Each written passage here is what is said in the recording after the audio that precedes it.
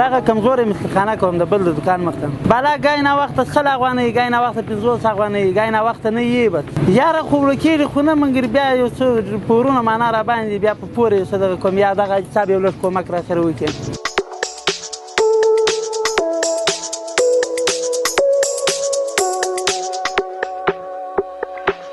په سنګین ولسوالۍ کې د ټوکرانو دکان کوم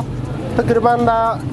نوی حکومت چې راغلی دی دې بازار ته راغلی یو د دې حکومت څخه خوشحاله یو تېر حکومت کې د دې بازاره فرار سوي وو د جنګو څخه تللي وو